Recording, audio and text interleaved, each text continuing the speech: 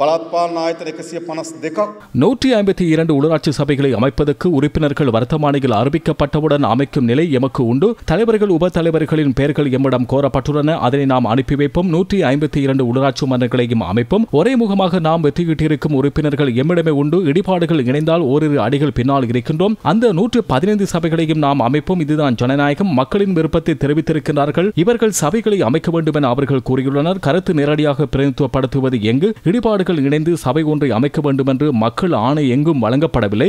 மக்கள் ஆணையின் அதிகாரம் எம்மிடமே உள்ளது. 115 சபைகளையும் அமைப்பதே மக்கள் ஆணையாகும்.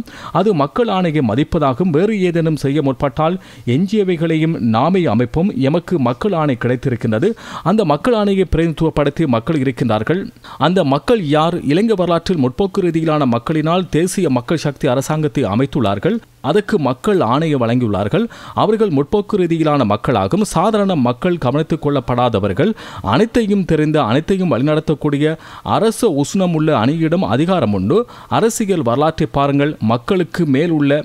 மக்களுக்கு மேலுள்ள இவர்களின் அதிகாரத்தை கொண்டு அரசியல் அதிகாரங்களை நிலைநாட்டினார்கள்.